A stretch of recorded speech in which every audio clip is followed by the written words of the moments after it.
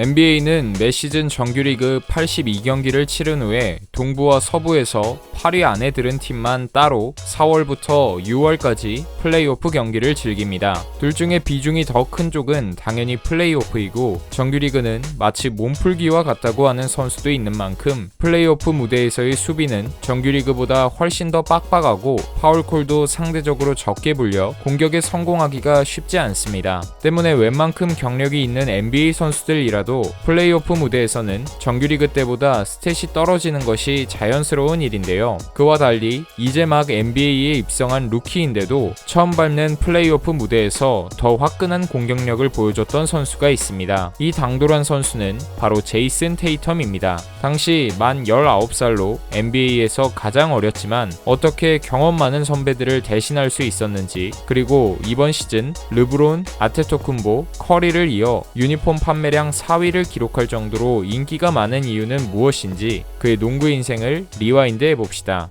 제이슨 테이텀은 1998년 3월 3일 미주리주 세인트루이스에서 태어났습니다. 그의 어머니는 고등학교 졸업반 시절에 유럽 무대에서 농구 선수로 뛰던 저스틴 테이텀을 만나서 19살이라는 이른 나이에 테이텀을 가지게 되었으나, 그녀의 임신 사실을 모르고 저스틴이 유럽으로 떠나면서 테이텀의 어머니는 주변의 지인들에게 아이를 낳지 말라는 많은 압박을 받게 되는데요. 그럼에도 테이텀을 낳기로 결정하면서 배구 선수의 꿈을 포기하고 아들과 자신의 미래를 위해 세인트루이스 대학의 법학과로 진학한 뒤 변호사의 길을 걷게 됩니다. 반면 그의 아버지 저스틴 테이텀은 농구 선수 생활을 마치고 미국으로 돌아왔을 때 아들의 탄생을 뒤늦게 알게 되었고, 늦게라도 홀로 테이텀을 돌봐왔던 콜과 초등학생이 된 아들에게 도움을 베풀기 위해 노력했습니다. 그리고 농구 선수의 유전자를 물려받은 테이텀은 어렸을 때부터 코비 브라이언트를 너무 좋아했고, 그와 같은 농구 선수가 되겠다고 강한 의지를 드러냈는데요. 처음에는 그의 어머니가 강하게 반대했지만 아들의 재능을 알아본 저스틴이 콜을 설득한 끝에 5학년 때부터 아버지에게 직접 농구를 배우기 시작했습니다. 아버지가 코치로 있는 유소년 농구부에 입단해 농구를 시작한 테이텀은 아버지의 열정적인 지도에 힘입어 또래보다 빠르게 실력을 끌어올렸고, 고등학교 시절 평균 30득점을 꾸준히 유지하던 그는 피바 청소년 대표팀에도 발탁되어 금메달까지 목에 걸었습니다. 어느새 전국구 유망주로 소문이 난 테이텀을 데려가기 위해 많은 대학들이 러브콜을 보냈고, 그는 좋은 학위를 가지길 원하는 어머니의 바람을 따라 학업적으로도 명문대학으로 꼽히는 듀크 대학교에 진학하기로 결정했습니다. 신입생 시즌에 키가 2m 4cm, 윙스팬 길이가 2m 11cm로 피지컬도 좋았던 그는 스몰 포워드와 파워 포워드를 오가면서 뛰어난 득점력을 보여줬고, 구사할 수 있는 스킬들이 많아 1대1 플레이도 부담 없이 소화해내는 등 상대팀은 정말 막기 까다로운 선수였는데요. 29경기 중 27경기를 주전으로 뛰면서 듀크 대학교를 이끌었고, ACC 토너먼트에서 우승까지 차지한 뒤 2017 NBA 드래프트에 참가하게 됩니다. 그리고 전체 3순위로 보스턴 셀틱스에게 지명을 받았는데, 보스턴 프런트는 다재다능한 테이텀을 보고 제2의 폴 피어스라고 평가할 정도였습니다. 이미 NBA 레벨의 득점력을 가진 선수라고 호평을 들으면서 입성한 NBA에 데뷔하기 전에 썸머리그에 참가하면서 경기 감각을 익혔는데요. 그의 시그니처인 아이솔 이후에 3점 라인 안쪽에서 시도하는 미드레인지 슛은 정말 안정적이었고, 덩 노비츠키의 전매 특허인 학다리 페이더웨이까지 장착하면서 탁월한 스코어러 본능을 보여줬습니다. 반면에 그의 소속팀인 보스턴에는 작년에 뽑은 포워드 유망주 제일런 브라운과 유타에서 영입한 스몰 포워드 고든 헤이워드까지 포워드 포지션 자원이 넘쳐나서 길지 않은 출전 시간에 최대한 많은 것을 보여줘야 하는 상황이었는데요. 카이리 어빙까지 영입하면서 야심차게 시작한 보스턴의 17-18 시즌 출발은 팀에게는 예기치 못한 난관이었지만 루키인 테이텀에게는 기회였습니다. 그 이유는 개막전 첫 경기부터 고든 헤이워드가 엘리웁 패스를 받는 과정에서 선수들과 충돌 이후 불안정하게 떨어져 왼쪽 발목 골절이라는 치명적인 부상을 당해 시즌 아웃되었기 때문입니다. 이날 경기에서 테이텀은 테이텀은 선발 파워포워드로 출전해서 전반에는 긴장이 덜 풀린 탓인지 자유투로만 단 2득점을 올리는데 그쳤지만 후반에는 12득점, 5리바운드를 기록하면서 준수하게 데뷔전을 마쳤습니다. 불의의 사고로 헤이워드를 잃은 보스턴은 대체자로 테이텀을 주전으로 기용하게 되는데 내외각을 가리지 않고 준수한 야투율을 보여주면서 빈자리를 잘 메워줬고 그 결과 팀은 개막 2연패 후에 17연승을 달리면서 리그 전체 1위로 치고 나가게 됩니다. 하지만 출전 경기 수가 늘어나고 시즌 후반으로 가면서 50%가 넘던 3점 성공률은 서서히 떨어졌고 팀 내 주축 선수인 어빙, 스마트, 호포드가 부상에 시달리면서 제일런 브라운과 함께 힘겹게 팀을 이끌어야 했습니다.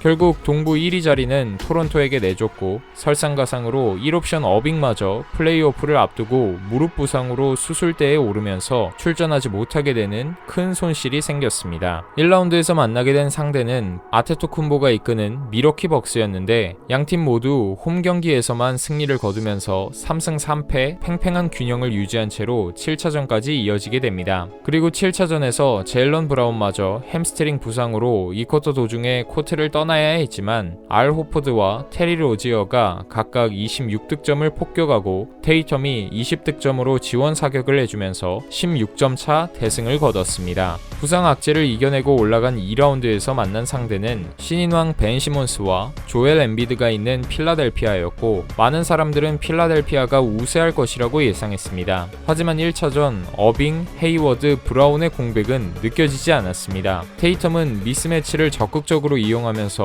손쉽게 득점을 쌓아갔고 로지어의 3점포가 터지면서 원투펀치로 57점을 합작했기 때문입니다. 결국 경기는 16점 차 보스턴의 완승으로 끝이 났고 기세를 잡은 보스턴은 4승 1패로 필라델피아를 꺾고 컨퍼런스 파이널에 올라가는 이변을 일으켰는데 그 중심에는 테이텀의 활약이 크게 한몫했습니다. 1라운드 6차전부터 2라운드 5차전까지 7경기 연속 20득점 이상 뽑아내면서 20살이라는 나이가 믿기지 않는 공격력을 보여줬습니다. 보스턴의 스티븐스 감독 역시 테이텀은 어떤 순간에도 긴장하지 않는 배짱이 대단한 선수라고 말하면서 플레이오프에서 그의 활약을 칭찬했습니다. 그 다음 상대는 작년에도 컨퍼런스 파이널에서 마주한 르브론의 클리블랜드를 만나게 되었는데요. 보스턴은 1, 2옵션이 빠져있는 상황임에도 플레이오프 홈경기 10연승을 질주하면서 3승 2패로 시리즈 우위를 점했고 테이텀은 5차전에서 팀 내 최다 득점인 24점을 쓸어 담으면서 클리블랜드를 벼랑 끝까지 몰아넣었습니다. 그렇지만 7인 로테이션으로 빡빡하게 운영되던 보스턴은 체력적인 한계를 드러냈고 6차전과 7차전에 르브론 봉쇄에 실패하면서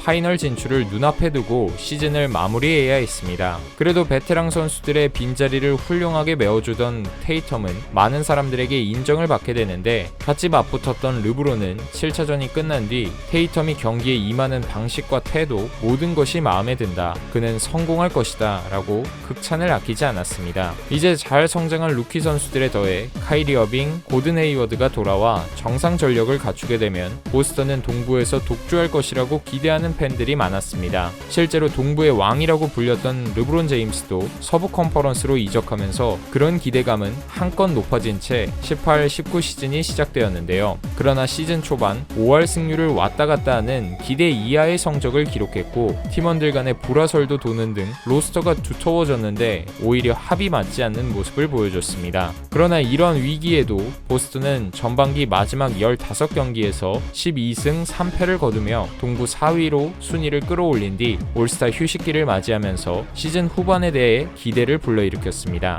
그 사이 테이텀은 올스타 전야제 행사인 스킬 챌린지에 출전했는데요. 1라운드와 2라운드에서 마이크 콘리, 니콜라 요키치를 꺾고 트레이 영과 결승전에서 맞붙었습니다. 포인트 가드인 트레이 영이 재빠르게 치고 나갔지만 테이텀이 하프라인 뒤에서 던진 3점 슛을 성공시키면서 기어코 우승을 차지했습니다. 이후 인터뷰에서 우리 팀이 올해 우승을 차지할 것이라고 당찬 포부를 밝히면서 기대감을 더 올렸습니다. 4번 시드로 진출한 플레이오프에서는 1라운드에서 인디애나 페이서스를 만나 높은 야투 성공률로 평균 19.3득점을 뽑아냈고 어빙과 클러치 타임 우위를 가져가면서 4대0 시리즈 스윕으로 2라운드에 진출하게 됩니다. 그러나 2라운드에서는 시리즈 내내 미러키의 수비를 전혀 뚫어내지 못했고 어빙과 테이텀 모두 처참한 야투율로 기관하면서 1승 4패로 시리즈를 내주고 조기 탈락하게 되었습니다. 더 나은 성적을 기대했건만 더 형편없어진 팀 성적에 보스턴은 오프 시즌에 카이리 어빙을 떠나보냈고 노쇠화가 진행될 나이인 알 호퍼드도 필라델피아로 보낸 뒤 올스타 가드인 켐바 워커를 영입하면서 리더를 바꾸고 19-20 시즌을 시작했는데요. 3년차 시즌을 맞이한 테이텀은 지난 시즌 정체되어 있던 폼을 끌어올리면서 워커와 함께 주요 득점원으로 좋은 활약을 펼쳤고 시즌 초반 10연승을 질주하는 쾌조의 스타트를 끊었습니다.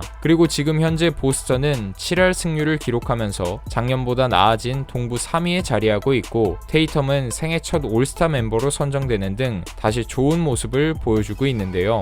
특히 이번 올스타전은 갑작스러운 사고로 세상을 떠난 코비와 그의 딸을 위해 모든 선수들이 코비와 지아나가 달고 뛰었던 24번과 2번이 달린 유니폼을 입고 경기에 임하게 되는 만큼 테이텀에게도 가장 의미가 큰 올스타전이 될 것 같습니다. 농구에 대한 뜨거운 열정을 가지고 있는 테이텀이 앞으로 팀을 NBA 정상으로 이끌고 셀틱스의 전설로 거듭날 수 있을지 아직 많이 남아있는 그의 커리어가 창창하길 기대해 봅니다.